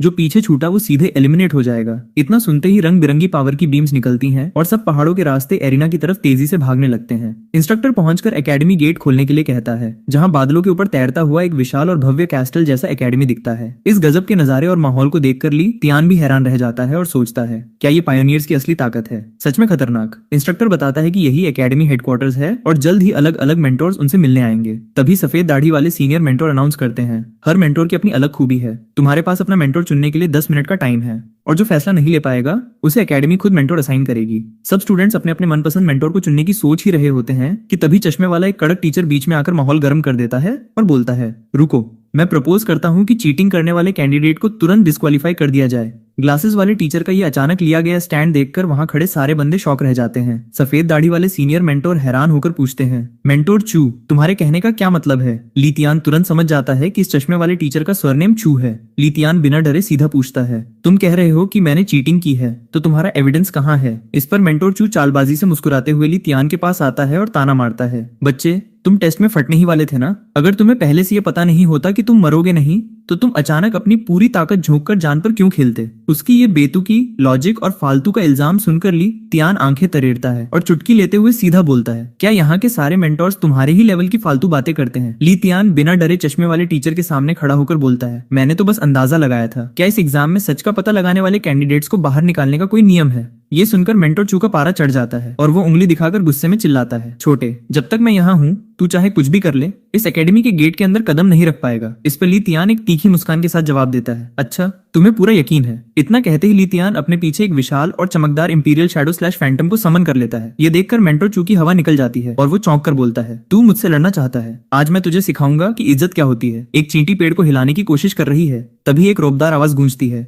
चूलान, तुम्हें एकेडमी के बिहाफ पर बोलने का हक कब से मिल गया? सफेद बाल और दाढ़ी वाले डीन सीधे मैदान में आकर दांत पीसते हुए मेंटर चू को आड़े हाथों लेते हैं। डीन का खौफ देखकर चूलान का सारा घमंड पल भर में हवा हो जाता है। वो हाथ जोड़कर हकलाते हुए सफाई देने लगता है। डीन, मैं तो बस माहौल की गर्मी में बह गया था। डीन कड़क अंदाज में उसकी क्लास लगाते हुए कहते हैं, पूरा टेस्ट एकेडमी कमेटी की निगरानी में होता है। अगर किसी ने चीटिंग की भी होती तो उसे पकड़ना तुम्हारी जिम्मेदारी नहीं है। अपनी औकात याद रखो। ये एकेडमी है, तुम्हारी चू फैमिली की जागीर नहीं। चूलान भीगी बिल्ली बनकर सिर झुका लेता है। जी सर, अब ऐसी गलती दोबारा नहीं होगी। लेकिन डीन का गुस्सा शांत नहीं होता। वह साफ अल्टीमेटम देते हुए डांटते हैं, अगर अगली बार ऐसा कुछ हुआ तो सीधा चू फैमिली वापस लौट जाना और अपनी जगह किसी और को भेज देना। अब यहाँ से दफा हो जाओ। डीन की ये धाकड़ फटकार सुनकर चूलान बिना एक शब्द बोले दुम दबाकर भाग निकलता है। चूलान के जाने के बाद ली तियान आगे बढ़कर डीन को सम्मान देते हुए कहता है, प्रणाम स्वीकार करें सीनियर। डीन मुस्कुराते हुए सादगी से बोलते हैं, फॉर्मल आइटम्स की जरूरत नहीं है। अभी जो हुआ वो बस एक दुर्घटना थी। उसका एकेडमी के रुख से कोई लेना देना नहीं है। मेरे साथ आओ। इसके बाद डीन लीतियान को एकेडमी के मुख्य गलियारों से होते हुए इसके इनर कंपाउंड में ले जाते हैं। लीतियान शांति से उनके पीछे पीछे चलता है और मन ही मन एकेडमी के अंदरूनी हिस्से का जायजा लेता है। डीन उसे अपने एक शांत और निजी रूम में लाते हैं। लीतियान वहां रखे सोफे पर बैठ जाता है, जबकि डीन अपने हाथ में चाय का प्याला लेकर उसकी तरफ देखते हैं और आराम से चाय चूसते हुए आगे की बातचीत शुरू करते हैं। लीतियन, क्या तुम्हें पायनियर एकेडमी की शुरुआत का इतिहास पता है? लीतियान बिना किसी हिचकिचाहट के साफ और सीधा जवाब देता है, नहीं सीनियर, मुझे इसके बारे में कुछ नहीं पता। डीन आगे समझाते हैं, पायनियर एकेडमी की शुरुआत तब हुई थी जब चारों तरफ तबाही और केओस फैला हुआ था। इसे उन वीरों के वंशजों ने बनाया था जो इंसानों की रक्षा के लिए सबसे आगे आए थे। हमारा मकसद भी उन पायोनियर्स की तरह ऐसे शानदार हीरोज तैयार करना है जो आने वाले अगले संकट में इंसानियत को बचा सकें। लीतियान तुरंत उनके शब्दों को पकड़ता है और सवाल उठाता है, अगला संकट, आपके कहने का क्या मतलब है सीनियर? डीन खिड़की के पास जाकर बाहर देखते हुए गंभीर आवाज में बोलते हैं, हाँ, तुम सही समझ रहे हो। भले ही अभी इंसानियत का दौर थोड़ा शांत और स्टेबल दिख रहा हो, लेकिन बॉर्डर पार के एलियन बीस्ट्स अब भी हमें भूखी नजरों से घूर रहे हैं। और तो और हमारी सीमा के अंदर भी कभी भी स्पेशल रिफ्ट्स खुल सकती है। सच तो यह है कि उन बीस्ट्स के मुकाबले हमारी कुल ताकत अब भी बहुत कम है। लीतियान हैरान होकर पूछता है, तो आपके कहने का मतलब है कि एलियन बीस्ट पक्का फिर से हमला कमबैक करेंगे? डीन उसकी आंखों में आंखें डालकर एकदम कड़क आवाज में बोलते हैं, वे कभी वापस आने की तैयारी नहीं कर रहे, क्योंकि वे कभी गए ही नहीं थे। इस समय बीस्ट की तरफ कुल 8 बीस्ट एम्परर्स, 8 महान दानव सम्राट हैं और वे हर साल बारी बारी से हमला करते हैं। डीन आगे का कड़वा सच बताते हैं, अगर उन्हें यह डर न होता कि इंसानों को खत्म करने में उनका बहुत नुकसान होगा और बाकी बीस्ट एम्परर्स इसका फायदा उठा लेंगे, तो हम बहुत पहले ही ये जमीन खो चुके होते। ये सुनकर ली तियान के पसीने छूट जाते हैं। वो हक्का बक्का होकर बोलता है, यानी हम अब तक एलियन बीस्ट्स की सिर्फ 1/4 भी नहीं, बल्कि कुल ताकत के सिर्फ 1 अगस्त भाग से ही लड़ रहे थे। डीन भारी मन से सिर हिलाते हुए कहते हैं, बिल्कुल सही, ये सच जितना कड़वा और खौफनाक है यही हकीकत है। कमरे से बाहर निकलकर गलियारे में अकेले चलते हुए ली तियान सोच में डूब जाता है। तो इसका मतलब हम पर हर पल पूरी तरह से तबाह होने का खतरा मंडरा रहा है। क्या यही इस दुनिया का असली सच है? सच्चाई जानने के बाद ली तियान आगे बढ़ता है और सीधा एकेडमी के रजिस्ट्रेशन डेस्क पर पहुंचता है। वहां काउंटर पर खड़े गॉगल्स पहने ऑफिसर से वो सीधा बोलता है, नमस्ते, मैं ली तियान हूँ। मुझे डीन ने यहाँ अपना स्टूडेंट आईडी लेने भेजा है। ऑफिसर सिस्टम में चेक करता है और एक हाईटेक डिजिटल कार्ड ली तियान को थमाते हुए कहता है, ये लो, ये तुम्हारा स्टूडेंट आईडी है। कार्ड हाथ में लेते ही ऑफिसर आगे इशारा करता है, सामने जो लोग खड़े हैं वही तुम्हारी टीम के मेंबर्स हैं। ली तियान कार्ड अपने पास रखता है और गंभीर तेवरों के साथ अपनी नई टीम से मिलने के लिए आगे बढ़ जाता है। ली तियान अपनी नई टीम की तरफ बढ़ता है, हेलो एवरीवन, मैं नया स्टूडेंट ली तियान हूँ। टीम का अकड़ू मेंबर श्योंगबा तंज कसता है, लो भाई, एक और नया नौसिखिया आ गया, देखते हैं ये कितने दिन टिकता है। तभी चश्मे वाला यंग शुचेंग उसे टोकता है, श्योंगबा, मुंह बंद रखो, कैप्टन ने क्या कहा था, भूल गए? इसी बीच लिंगर ली तियान को देखकर खुशी से झूम उठती है। ली तियान, सच में तुम हो? मैं भी तुम्हारी ही टीम में असाइन हुई हूँ। ली तियान मुस्कुराकर कहता है, हाँ, मुझे पता है। लिंगर ली तियान को दिलासा देते हुए कहती है, श्योंगबा की बातों का बुरा मत मानना, हाल ही में कुछ अनहोनी घटनाएं हुई हैं, बस इसीलिए उसका मूड ऐसा रहता है। लिंगर की बात सुनकर ली तियान शांत होकर कहता है, कोई बात नहीं, सब ठीक है। तभी चश्मे वाला यंग शुचेंग अपने चश्मे को ठीक करते हुए तमीज से आगे बढ़ता है, हेलो ली तियान, मैं यंग शुचेंग हूँ, इस स्क्वाड का डेप्यूटी कैप्टन। लेकिन अकड़ू श्योंगबा कहाँ शांत रहने वाला था। वह सीधा ली तियान के सामने आकर आंखें दिखाता है, तुम ली तियान हो ना? ध्यान से सुन लो, हमारी टीम एक एलीट स्क्वाड है जिसका कॉम्बैट रिकॉर्ड सबसे बेस्ट है। वह ली तियान की तरफ उंगली उठाकर सीधा चैलेंज ठोकता है, हमारे काम में टोंग मत अड़ाना। अगर तुम्हारी ताकत में वाकई दम हुआ तो मैं खुद तुमसे पर्सनली माफी मांगूंगा। ली तियान भी बिना डरे एकदम धांसू लुक में मुस्कुराते हुए पलटकर पूछता है, मुझे नहीं पता कि तुम्हारे हिसाब से काफी ताकतवर होने का क्या मतलब है। ये सुनकर लिंगर का गुस्सा फूट पड़ता है और वो श्योंगबा पर चिल्लाती है, श्योंगबा, बेवकूफी बंद करो। ली तियान ने अभी अभी एडमिशन लिया है और तुम यहाँ पूरे 3 साल से हो। ये बिल्कुल नाइंसाफी है, लेकिन शियोंगबा अपनी बात पर अड़ा रहता है और ऐंठ में कहता है यही यहाँ का रूल है, अगर ये जीत गया तो स्क्वाड बदलने के लिए अप्लाई कर सकता है। तियान अपना हाथ उठाकर लिंगर को शांत करता है और ठंडे तेवरों में कहता है तो ठीक है, मैं इसे आजमा कर देखता हूँ। दोनों ग्राउंड के बिल्कुल बीचों बीच एक दूसरे के आमने सामने आ खड़े होते हैं, बाकी सब दूर हटकर घेरा बना लेते हैं। ली तियान अपने फाइटिंग स्टांस में आकर अपनी मुट्ठियां भींचता है और आंखों में आंखें डालकर कहता है संभल कर सीनियर। शियोंगबा पूरे घमंड में उंगली दिखाकर ललकारता है आजा, जो दम है दिखा। ली तियान दहाड़ते हुए अपनी ताकत जगाता है। Martial soul possession. अचानक उसके शरीर से सुनहरी चमकती हुई रोशनी की लपटें निकलने लगती हैं और हवा में एक खौफनाक दबाव छा जाता है। ली तियान के पीछे एक विशाल गोल्डन गार्डियन का मार्शल सोल प्रकट हो जाता है, जो हाथ में एक विशाल गदा हथियार थामे खड़ा है। यह देखकर चश्मे वाला यंग शूचिंग चिल्लाता है शियोंगबा जल्दी करो, अपना मार्शल सोल एक्टिवेट करो। झो कैंग पोजेशन। शियोंगबा झट से अपना ग्रीन टोकन निकालता है और मुस्कुराते हुए चिल्लाता है मार्शल सोल ऑन। तभी शियोंगबा के पीछे एक विशाल ए रैंक झो कैंग का वॉरियर स्पिरिट बड़ी सी तलवार लेकर प्रकट हो जाता है, लेकिन शियोंगबा कुछ समझ पाता उससे पहले ही ली तियान हवा की रफ्तार से आगे बढ़ता है। अपनी मुट्ठी को पूरी ताकत से भींचकर ली तियान सीधे शियोंगबा के सीने पर एक पावरफुल पंच जड़ देता है। धूल छटने पर ली तियान एकदम कूल अंदाज में खड़ा रहता है, जबकि उसके ठीक पीछे जमीन पर एक बहुत बड़ा गड्ढा बन चुका होता है। लिंगर घबराकर भागते हुए आती है। ली तियान तुम ठीक तो हो ना? फिर इधर उधर देखते हुए पूछती है। शियोंगबा कहाँ गया? ली तियान बिना किसी हलचल के हल्के से मुस्कुराकर पीछे इशारा करता है, उधर देखो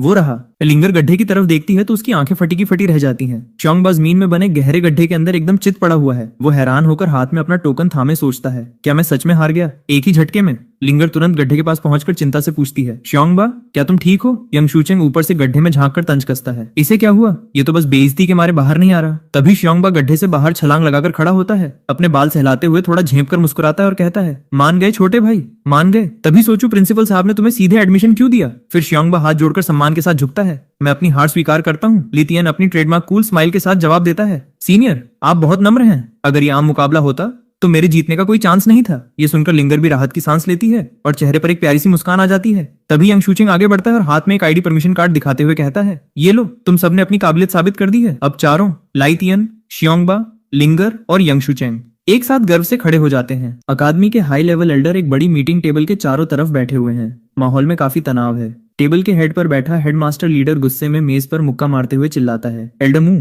मुझे समझ नहीं आ रहा कि आपको दिक्कत गलती से लेकिन कड़ाई से कहते हैं, तुम्हें हमारी नीयत समझनी होगी। सालों बाद हेडमास्टर बात काटते हुए भड़कता है, इतने सालों बाद आखिरकार हमें एक ऐसा हुनरमंद बंदा मिला है जो पूरा पासा पलट सकता है, तो हम सारे संसाधन रिसोर्सेज उसी के लिए रिजर्व क्यों नहीं कर सकते? तभी टेबल पर बैठा एक मोटा गंजा एल्डर हाथ फैलाकर आपत्ति जताता है, हम तुम्हारी भावनाएं समझते हैं, लेकिन वो लड़का अभी अभी तो एनरोल हुआ है, तुम सारे रिसोर्स उठाकर सीधे उसी को देना चाहते हो, हम इसे कैसे मान लें? ये तो बकवास बात है। ये सुनकर हेडमास्टर की आंखें गुस्से से भर जाती हैं। वो टेबल पर हाथ टिकाकर आगे झुकता है और गरजते हुए कहता है तुम लोगों ने आज तक ऐसा कोई नया स्टूडेंट देखा है जिसके अंदर किसी फेरोशियस बीस्ट को धूल चाटने का दम हो?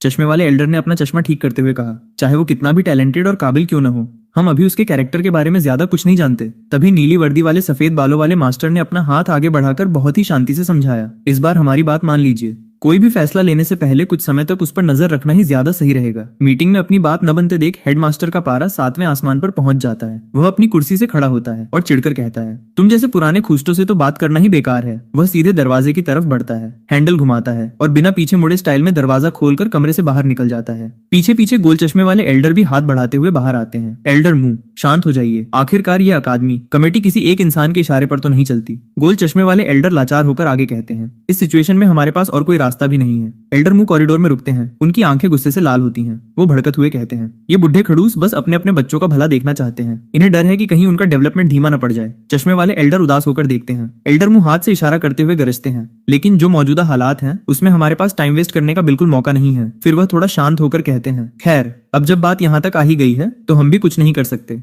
एल्डर मुंह अपनी कड़क और खूंखार नजरों से कैमरे की तरफ देखते हैं और एक दमदार डायलॉग मारते हैं, उन्हें देखने दो और इंतजार करने दो। मुझ एल्डर मुंह ने आज तक कभी किसी इंसान को पहचानने में भूल नहीं की है। अकादमी के गेट से बाहर निकलते हुए चश्मे वाले यंग शूचेंग मुड़कर देखते हैं और कड़क आवाज में पूछते हैं, सब तैयार हो ना? हम अब निकल रहे हैं। यंग शूचेंग आगे अपनी साथी लड़की लिंगर को आदेश देते हैं, लिंगर ये लाइतियन का पहला मिशन है, इसे पूरी सिचुएशन अच्छे से समझा दो। लिंगर अपने पर्पल बालों और चमकीली आंखों के साथ मुस्कुराते हुए जवाब देती है, जी समझ गई। ट्रेन की खिड़की से बाहर झांकते हुए लाइतियन उत्सुकता से पूछता है, सीनियर लिंगर हम लोग आखिर जा कहाँ रहे हैं? सामने बैठी लिंगर सीरियस होकर उसे मिशन की पूरी डिटेल देती है। इस बार हमारा मिशन सोंगझो जाना है, जहां हमें एक क्लास सी स्पेशल रिफ्ट को सप्रेस करना है। वो आगे बताती है, हमारे कैप्टन हालात का जायजा लेने के लिए पहले ही वहां पहुंच चुके हैं। हम लोग अकादमी से सप्लाईज लेने वापस आ रहे थे।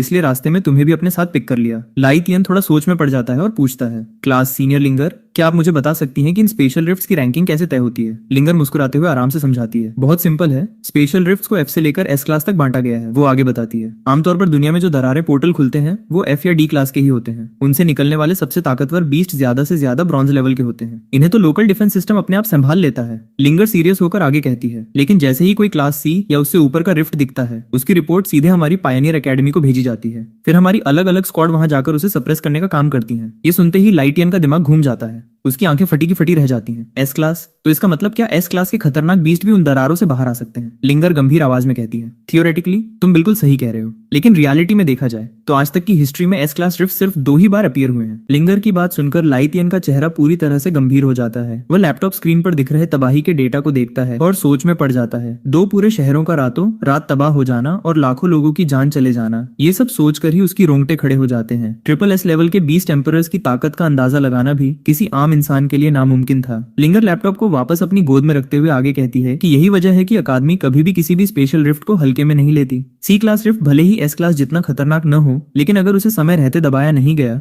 तो वो धीरे धीरे बड़ा होकर और भी ज्यादा ताकतवर बीस्ट को बाहर निकाल सकता है। लिटियन चुपचाप उसकी बात सुनता रहता है और खिड़की के बाहर देखने लगता है। उसे अब एहसास हो रहा था कि ये कोई मामूली ट्रेनिंग या छोटा मोटा टेस्ट नहीं है, बल्कि एक बेहद खतरनाक और जानलेवा मिशन है जिसमें एक छोटी सी गलती भी भारी पड़ सकती है। लिंगर आगे बताती है, और जो बीस्ट उन 2 रिफट्स के अंदर से निकले थे वो सादे एस क्लास भी नहीं थे। लिटियन हैरान होकर एकदम आगे झुकता है, तो फिर वो किस लेवल के थे?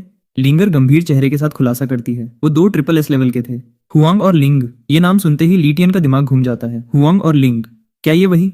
लिंगर हाँ में सिर हिलाते हुए कहती है, बिल्कुल सही, ये वही 2 बीस्ट एम्परर्स हैं। फिर वो अपना हाईटेक लैपटॉप खोलकर स्क्रीन लिटियन की तरफ घुमाती है और आगे बताती है, उन 2 हादसों में हमने अपने 2 बड़े प्रीफेक्चर लेवल सिटीज पूरी तरह खो दिए थे और अब हमारे पास सिर्फ 9 प्रीफेक्चर्स ही बचे हैं। लिटियन दांत भी सोच में पड़ जाता है। बीस्ट एम्परर्स की भयानक ताकत से सिर्फ 2 ही शहर तबाह हुए। लिंगर बात पूरी करते हुए बताती है, हाँ, और वो भी सिर्फ इसलिए क्योंकि हमारी सुपर रिइंफोर्समेंट्स वक्त पर पहुंच गई थी, वरना तबाही इससे भी कहीं ज्यादा होती। लिंगर आगे का सबसे बड़ा राज खोलती है। इसीलिए हमारे एकेडमी डीन, जो हमारे इकलौते स्पेस टाइप पावर हाउस हैं, वो उदास और सीरियस चेहरा बनाकर कहती है, उन्हें देश के पूरे इलाके पर 24 घंटे 7 दिन स्पेशल फ्लक्चुएशंस पर नजर रखनी पड़ती है ताकि कोई भी शक्तिशाली रिफ्ट बिना किसी के पता चले अचानक न खुल जाए। बातचीत के दौरान ट्रेन तेजी से अपनी मंजिल की तरफ बढ़ती है और आखिरकार सोंगजो स्टेशन पर रुक जाती है। लिंगर और लेटियन ट्रेन से बाहर निकलते हैं और प्लेटफॉर्म की भीड़ से होते हुए अपने कैप्टन से मिलने आगे बढ़ते हैं। लेटियन हैरान होकर पूछता है, क्या डीन की मार्शल सोल स्पेस टाइप की है? फिर वो आगे सवाल करता है, तो क्या हमारे सारे मिशन भी सीधे डीन ही असाइन करते हैं? लिंगर मुस्कुराते हुए जवाब देती है, बिल्कुल, ज्यादातर मुख्य मिशन सीधे स्क्वाड कैप्टन्स को ही दिए जाते हैं। हालांकि कुछ छोटे मोटे या कम जरूरी टास्क हम खुद भी चुन सकते हैं। लिटियन दिल से शुक्रिया अदा करते हुए कहता है, समझ गया, बहुत बहुत शुक्रिया सीनियर लिंगर। लिंगर प्यारे से अंदाज में मुस्कुराकर कहती है, अरे कोई बात नहीं, जब मैं नई थी तब मेरे साथ भी यही हुआ था। अभी हमारे पास थोड़ा टाइम है, तुम तब तक थोड़ा रेस्ट कर लो। खिड़की के बाहर गुजरते नजारों को देखते हुए लाइटियन का दिमाग तेजी से चलने लगता है। तो 8 ग्रेट बीस्ट एम्परर्स, 8 महान बीस्ट सम्राटों में से 2 की पैदाइश स्पेशल रिफ्ट से हुई थी। वो खिड़की से बाहर घूरते हुए गहरी सोच में डूब जाता है। क्या बाकी के 6 बीस्ट भी इसी तरह दुनिया में आए थे? Triple S legendary beast emperors, इनकी असली ताकत आखिर कितनी भयानक होगी? लाइटियन ट्रेन की खिड़की से बाहर देखते हुए मन ही मन सोचता है, पता नहीं जब मैं लेजेंडरी रैंक तक पहुंच जाऊंगा तब एक साथ कितने बीस्ट से अकेले लड़ पाऊंगा। उधर सोंगझो स्पेशल रिफ्ट के ठीक सामने एक बुजुर्ग और बेहद ताकतवर योद्धा अपनी जलती हुई लाल तलवार थामे खड़ा है। वह पोर्टल की हलचल देखकर गंभीर आवाज में बड़बड़ाता है, उम्मीद है वो लोग वक्त पर पहुंच जाएं, वरना मुझे अकेले ही इन बीस्ट को कुछ देर रोक कर रखना पड़ेगा। ट्रेन से उतरते ही वाइस कैप्टन यंग शुचिंग मुस्कुराते हुए लिटियन के कंधे पर हाथ रखते हैं। तियन, अगर तुम्हें बुरा न लगे तो मैं तुम्हें टियन बुलाऊंगा। लिटियन भी मुस्कुराकर जवाब देता है, बिल्कुल वाइस कैप्टन यांग। तभी टीम का एक दूसरा साथी शियोंग बा लिटियन के पास आकर मजे लेते हुए पूछता है, हम लोग सीधे एलियन बीस्ट से लड़ने जा रहे हैं, डर लग रहा है क्या? ये सुनते ही लिंगर भड़क जाती है और उस लड़के पर चिल्लाती है, मुझे कम आंकना बंद करो, मैंने अपनी पूरी रिसर्च की है। वह आगे धमाकेदार खुलासा करती है, लिटियन ने एंट्रेंस एग्जाम के दौरान अकेले ही 3 एलियन बीस्ट को धूल चटाई थी। ये सुनते ही उस लड़के की आंखें फटी की फटी रह जाती हैं और उसके पसीने छूट जाते हैं। क्या बात कर रही हो? मुझे तो अंदाजा भी नहीं था। अगर मुझे पहले पता होता तो मैं यूं फालतू में अपनी बेइज्जती न करवाता। लिटियन हल्की सी मुस्कान के साथ हाथ हिलाते हुए कहता है, अरे वो तो बस अकादमी का सिमुलेशन टेस्ट था, मैंने पहले ही उसे समझ लिया था। वह आगे बेफिक्री से बोलता है, सच कहूं तो वो कोई बड़ी बात नहीं थी। ये सुनकर वाइस कैप्टन यांग शुचिंग सीरियस होकर लिटियन को समझाते हैं, टियन असली एलियन बीस्ट सिमुलेशन वाले बीस्ट से कहीं ज्यादा खतरनाक होते हैं। वह आगे ताकीद करते हुए कहते हैं, असली बीस्ट बेहद क्रूर और शातिर होते हैं, इसलिए सावधान रहना। लीथियन उनके शब्दों की गंभीरता को समझते हुए आंखों में चमक के साथ जवाब देता है, जी वाइस कैप्टन, समझ गया। वार्निंग मिलने के बाद पूरी टीम बिना एक पल गंवाए स्टेशन से निकलकर तेजी से जंगल के रास्ते स्पेशल रिफ्ट की तरफ भागती है। उधर सोंगजो स्पेशल रिफ्ट के पास वह बुजुर्ग योद्धा पोर्टल की भयानक हलचल को देखता है। पोर्टल तेजी से घूमने लगता है और उसकी ऊर्जा बेकाबू होने लगती है। योद्धा गंभीर होकर सोचता है, लगता है अब वो लोग वक्त पर नहीं पहुंच पाएंगे। मुकाबला अब शुरू होने वाला है। सोंगजो स्पेशल रिफ्ट के पास खड़े बुजुर्ग योद्धा झंगवे देखते हैं कि पोर्टल समय से पहले ही खुलने लगा है। वह गंभीर आवाज में कहते हैं, यह दरार हमारी उम्मीद से कहीं ज्यादा तेजी से खुल गई है। बिना एक पल भी गंवाए झंगवे एक जादुई पीले रंग का सीलिंग स्क्रॉल निकालते हैं और उसे पोर्टल की तरफ फेंकते हैं। स्क्रॉल हवा में खुलता है और पोर्टल के मुहाने पर एक चमकती हुई पायोनियर एक्सक्लूसिव प्रोटेक्टिव शील्ड रूने बना देता है ताकि बीस्ट्स एकदम से बाहर ना आ सकें। इसी बीच लीथियन और बाकी टीम हांफते हुए मौके पर पहुंचती है। आर्मर वाला साथी घबराकर चारों तरफ देखता है। कैप्टन कहाँ है? लिंगर तेजी से आगे बढ़ती है और पोर्टल की ओर इशारा करते हुए चिल्लाती है, देखो वो तो पायोनियर एक्सक्लूसिव प्रोटेक्टिव शील्ड रूने है। ये देखकर वाइस कैप्टन यंग शूचिंग पूरा माजरा समझ जाते हैं। वो गंभीर होकर कहते हैं, स्पेशल क्रैक समय से पहले ही खुल गया है। वो बिना देर किए पूरी टीम को ऑर्डर देते हैं। कैप्टन अकेले ही बीस्ट्स को रोकने के लिए पोर्टल के अंदर चले गए हैं। जल्दी करो, हम सबको तुरंत अंदर जाना होगा। जैसे ही वाइस कैप्टन यंग पोर्टल के अंदर कदम बढ़ाते हैं, लीटियन भी आगे बढ़ता है। तभी लिंगर चिल्लाकर रुकने को कहती है, अरे मैं तुम्हें बताना भूल ही गई थी, अपनी स्टूडेंट आईडी में स्पिरिचुअल एनर्जी डालो, तभी ये प्रोटेक्टिव शील्ड तुम्हें अंदर जाने देगी। वो आगे समझाती है, अकादमी ने ये बैरियर इसीलिए बनाया है ताकि कोई आम इंसान गलती से इस खतरनाक जगह पर न चला जाए। लीटियन मुस्कुराते हुए अपनी आईडी कार्ड निकालता है और उसमें अपनी स्पिरिचुअल एनर्जी इंजेक्ट करता है। वाह, अकादमी के दिए हुए इक्विपमेंट्स तो सच में बहुत काम के हैं। लगता है उन्हें इस तरह के हालात संभालने का काफी तगड़ा एक्सपीरियंस है। बैरियर पार करते ही पूरी टीम स्पेशल रिफ्ट की एक अंधेरी और रहस्यमयी गुफा के अंदर पहुंच जाती है। टीम के साथी चारों तरफ चिल्लाकर पुकारने लगते हैं, कैप्टन आप कहाँ हैं? हम लोग पहुंच गए हैं। तभी गुफा की जमीन पर एक मरी हुई कछुए जैसी दिखने वाली बीस्ट की खोपड़ी पड़ी मिलती है, जिसके अंदर से चमकदार पर्पल क्रिस्टल्स और जादुई फ्लूइड बह रहा होता है। ये देखते ही वाइस कैप्टन यंग शूचिंग चौंक जाता है और चौकन्ने होकर गुफा की गहराई में इशारा करते हैं। उधर देखो, वो एक सिल्वर रैंक एलियन बीस्ट है। गहराई में एक विशाल पंखों वाला भयानक वोल्फॉग खड़ा है, जिसकी आंखें लाल आग की तरह सुलग रही हैं। उसके सामने तरकश और तलवार लिए कैप्टन अकेला टिका हुआ है। ये देखते ही वाइस कैप्टन यंग शूचिंग का पसीना छूट जाता है और वो घबराकर चिल्लाता है, एक वोल्फॉग आखिर सी क्लास स्पेशल रिफ्ट में क्या कर रहा है? आर्मर वाला साथी भी बुरी तरह डर जाता है। क्या ये A grade silver alien beast नहीं है? हम इसे बिल्कुल नहीं हरा सकते।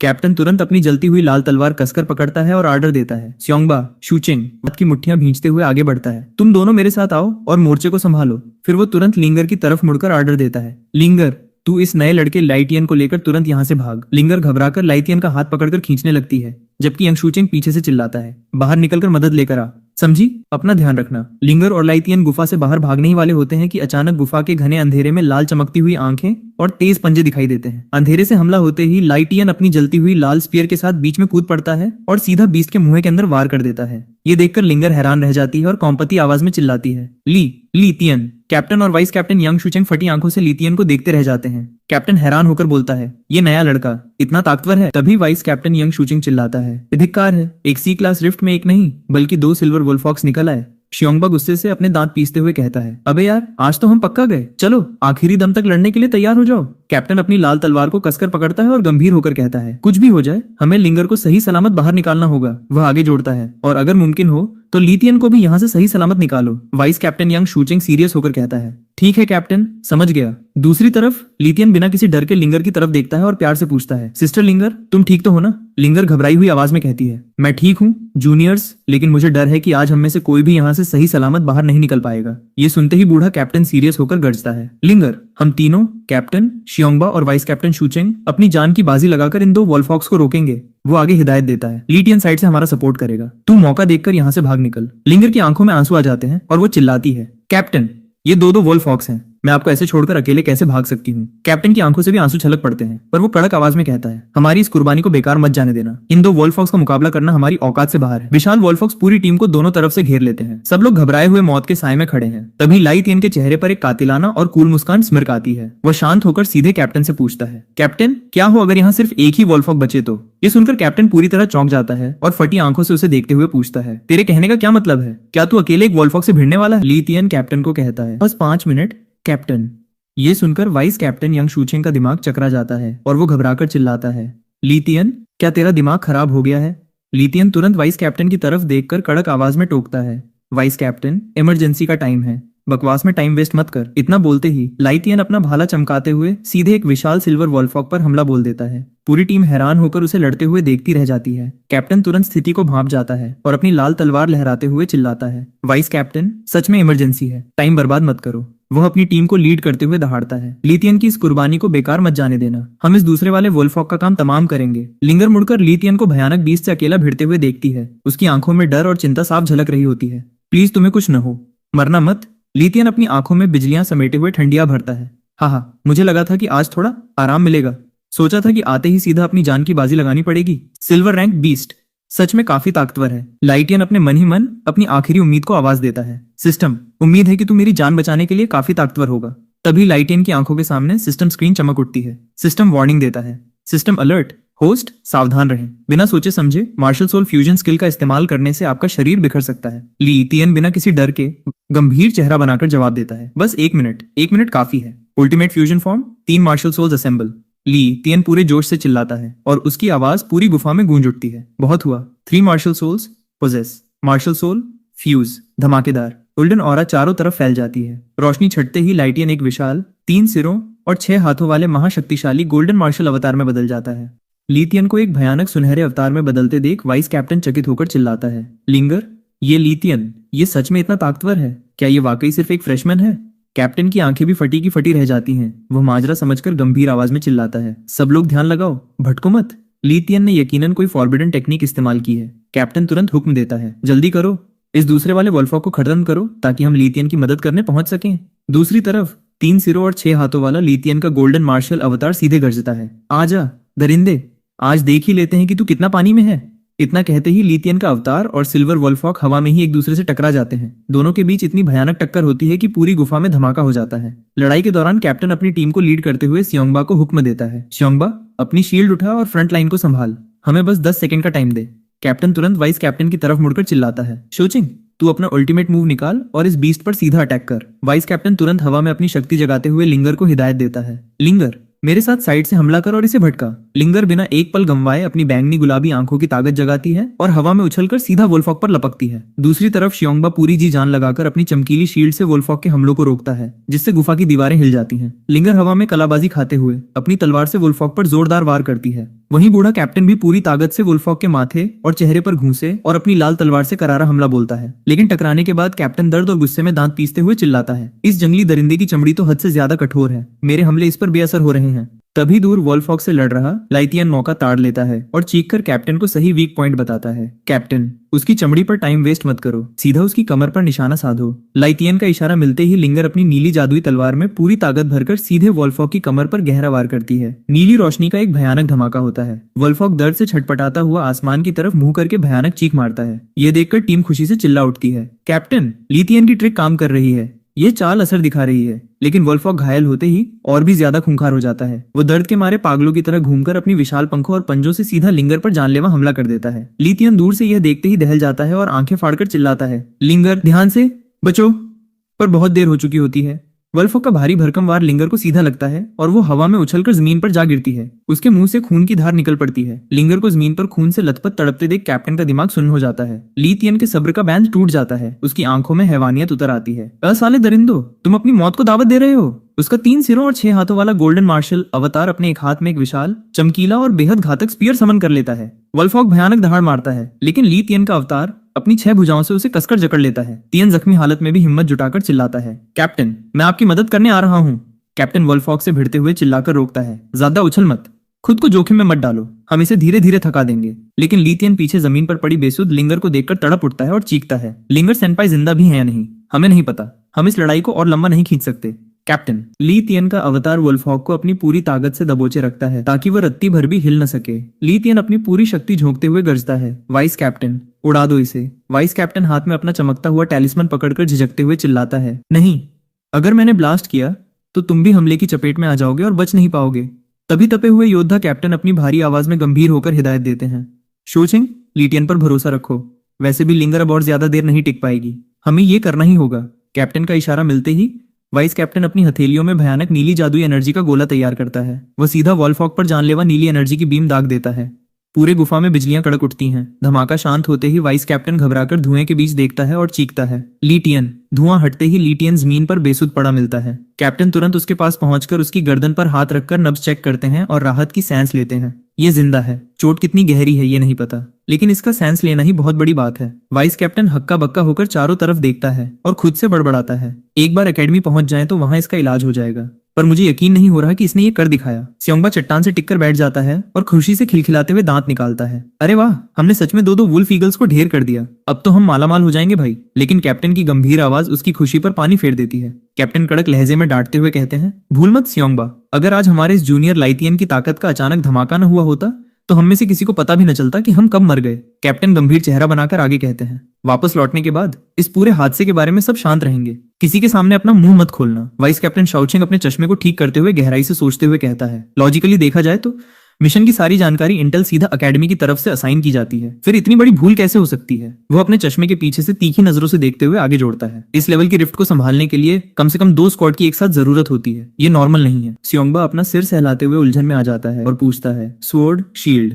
तुम दोनों किस बारे में बात कर रहे हो? क्या ये 2 वुल्फ ईगल्स बस एक एक्सीडेंट बनकर अचानक सामने है और पूरी टीम घायल लिंगर और लितियन को अपनी पीठ पर लादकर एकेडमी की तरफ निकल पड़ती है। दूसरी तरफ वैंगार्ड एकेडमी के एक ऑफिस में असली खेल चल रहा होता है। चश्मा पहने एक मक्कार आदमी कंप्यूटर पर बैठकर मिशन का छुपाया हुआ डेंजर डेटा रिस्टोर कर रहा होता है। उसी ने जानबूझकर इस मिशन की खौफनाक जानकारी छुपाकर पूरे स्क्वाड को मौत के मुंह में भेजा था। वह अपने अजीब से आंख वाले डिवाइस पर अपने भतीजे से बात करते हुए धूर्तता से मुस्कुराता है और कहता है कि अब तक तो पूरी टीम भेड़ियों के पेट में दफन हो चुकी होगी। उसे पूरा भरोसा है कि इस खौफनाक साजिश की भनक किसी को भी नहीं लगेगी। वो कुटिलता से मुस्कुराते हुए कंप्यूटर स्क्रीन पर डेटा बदल देता है। वो खुद से बड़बड़ाता है कि उसने बस मिशन के नोट्स चेतावनी छुपा दी थी, जिसे अब उसने चुपचाप और बिना किसी सबूत के फिर से रिस्टोर कर दिया है ताकि किसी को शक न हो। स्क्रीन पर अतिरिक्त सिल्वर ग्रेड बीस्ट की चेतावनी वापस आ जाती है। दूसरी तरफ पूरी टीम सही सलामत वैंगार्ड एकेडमी के मेन गेट पर पहुंच जाती है। कैप्टन कड़क आवाज में हिदायत देते हैं, शाओचेंग, तुम सीधे मिशन ऑफिस जाकर टास्क सबमिट कर दो। स्योंगबा, लितियन को अपनी पीठ पर ला दो और मेरे पीछे आओ। लितियन अब थोड़ा होश में आ जाता है और कहता है, कैप्टन, मुझे नीचे उतार दीजिए, अब मैं खुद चल सकता हूँ। लेकिन स्योंगबा उसे उतारने से साफ मना कर देता है और हंसते हुए कहता है, अरे से कैसे, तुम तो हमारी टीम के बड़े हीरो हो, अगर रास्ते में तुम्हें फिर से चोट लग गई तो। लितियन मुस्कुराते हुए उसकी बात मान लेता है। दूसरी तरफ एकेडमी के एक कमरे में माहौल बेहद तनावपूर्ण है। डीन मुंह दांत भींचकर गुस्से में चिल्लाते हैं, लानत है। ये देखकर लिंगर उन्हें शांत कराने की कोशिश करते हुए चिंता से कहती है, आप पहले शांत हो जाइए। डीन गंभीर चेहरा बनाकर कड़क आवाज में कहते हैं, हादसा होने की गुंजाइश बहुत कम है। अभी हम ये नहीं जानते कि तुम लोगों को कौन निशाना बना रहा है, लेकिन उसने हद पार कर दी है। इंसानों को अपनों का ही खून बहाने की इजाजत बिल्कुल नहीं दी जा सकती। तभी वाइस कैप्टन शाओचेंग दरवाजे पर दस्तक देकर अंदर आता है और अपनी चमचमाती क्रिस्टल कार्ड स्क्रीन दिखाता है। वह खुलासा करते हुए कहता है, डीन, बॉस, मुझे कुछ गड़बड़ लगी थी। देखिए, सिस्टम का ये मिशन उस टास्क से बिल्कुल अलग है जो हमें सौंपा गया था। इसमें दूसरा वुल्फ ईगल होने की अहम चेतावनी लिखी है, जबकि हमारे पास आए ओरिजिनल टास्क में ये नोट गायब था। कैप्टन गुस्से में बोलते हैं, हमें अंदाजा भी नहीं था कि वहां दूसरा वुल्फ ईगल होगा। डीन मुट्ठी भींचकर गरजते हैं, ये सब मुझे अंधा समझते हैं क्या? वाइस कैप्टन शक जताते हुए कहता है कि किसी ने जानबूझकर ये जानकारी छुपाकर स्क्वाड की जान जोखिम में डाली थी। लिंगर भी डरते हुए मानती है कि अगर लितियन न होता तो पूरी टीम खत्म हो जाती। डीन सब कुछ समझकर भरोसा दिलाते हैं, मैं इस साजिश की तह तक जाऊंगा और तुम्हें इसका जवाब दूंगा। फिर कैप्टन अपनी टीम को सख्त ताकीद देते हैं, वापस जाकर किसी के सामने मुंह मत खोलना और चुपचाप नजर रखो कि आसपास कौन अजीब हरकत कर रहा है। डीन के कमरे से बाहर निकलकर जैसे ही पूरी टीम कॉरिडोर में आगे बढ़ती है, सामने से टीचर चू आते दिखते हैं। लिटियन और पूरी स्क्वाड को जिंदा और सही सलामत देखकर टीचर चू के चेहरे का रंग उड़ जाता है। ये देखते ही अपना हीरो लितियन तुरंत भांप लेता है और तीखे तेवर में पूछता है, टीचर चू, हमें देखकर आप इतने हैरान क्यों लग रहे हैं? टीचर चू अपनी घबराहट छुपाते हुए संभल कर बोलते हैं, अरे क्या मैं सच में हैरान लग रहा हूँ? तुम लोग तो मिशन पर गए थे ना, इतनी जल्दी वापस कैसे आ गए? क्या मिशन फेल हो गया? इस पर लितियन अपनी पैनी नजरों से उन्हें घूरते हुए सीधा सवाल दागता है, आपको कैसे पता चला कि हम किसी मिशन पर गए थे? टीचर चू चालाकी से मुस्कुराते हुए सफाई देते हैं, इसमें अजीब क्या है, मैं मिशन ऑफिस का टीचर हूँ, इतना तो पता ही होगा। ये कहकर वो निकल जाते हैं। लिंगर परेशान होकर हीरो लितियन से पूछती है, क्या हुआ लितियन, क्या टीचर चू कुछ अजीब हरकत कर रहे हैं? इसके बाद सब डोम रूम में इकट्ठा होते हैं। लितियन गंभीर चेहरा बनाकर कहता है, मुझे लगता है मेरी वजह से आप सब इसमें फंस गए। कैप्टन पूछते हैं, तो क्या चूलान की तुमसे पुरानी दुश्मनी थी? उसने तुमसे बदला लेने के लिए मिशन के डेटा में फेरबदल किया? लितियन जवाब देता है, हाँ कैप्टन, उसके जूनियर्स हमेशा मेरे प्रति दुश्मनी रखते आए हैं। उसके अलावा किसी और के पास हमें नुकसान पहुंचाने का कोई मकसद नहीं है। लिंगर भी सहमत होते हुए कहती है, अभी जब उसने हमें देखा तो उसके चेहरे के भाव सचमुच गड़बड़ थे। ये सुनते ही टीम का मेंबर गुस्से में चिल्लाता है, उस कमीने को तो मैं अभी मार डालूंगा। पर यांग शाओचेंग उसे तुरंत रोकता है, चुपचाप बैठ जाओ। तुम्हें क्या लगता है वो अपनी गलती मान जाएगा? तुम्हारे पास क्या सबूत है कि ये उसी का काम था? इस पर टीम का दूसरा साथी गुस्से में मेज पर हाथ पटक कर चिल्लाता है, तो क्या हम यूं ही चुपचाप खुद को फैसले दें? तभी अपना हीरो लितियन आगे बढ़ता है और कहता है, मेरे पास एक तरकीब है, सब पास आओ। लिंगर, यंग शूचेंग और पूरी टीम टेबल के पास इकट्ठी होती है और एक दूसरे के हाथ पर हाथ रखकर लाइतियन के मास्टर प्लान में साथ देने की कसम खाती है। प्लान के मुताबिक लाइतियन सीधा टीचर चू के ऑफिस में एंट्री मारता है। टीचर चू उसे देखते ही पूछते हैं, लाइतियन तुम्हें क्या चाहिए? लाइतियन सीधे उनकी आंखों में आंखें डालकर बोलता है, मैं अपनी स्क्वाड का मिशन रिवॉर्ड लेने आया हूँ। फिर उनके उतरते चेहरे को देखकर चुटकी लेते हुए पूछता है, कोई दिक्कत है क्या? टीचर चू रुखे अंदाज में कहते हैं, मुझे तुम लोगों की रिपोर्ट मिल गई है, लेकिन जांच पूरी होने से पहले कोई इनाम नहीं मिलेगा। इस पर लाइतियन गुस्से में पूछता है, जब हम सब जिंदा वापस लौट आए हैं तब भी जांच की क्या जरूरत है? ये सुनते ही टीचर चू शातिर मुस्कान के साथ अपने असली प्यादे खोलते हुए कहते हैं, दो वुल्फ ईगल्स के घेराव में तुम लोगों जैसी मामूली ताकत वालों का जिंदा बच निकलना क्या नॉर्मल बात है? और फिर गंभीर होकर इल्जाम ठोकते हैं, मुझे तो शक है कि तुमने टास्क पूरा भी किया है या नहीं।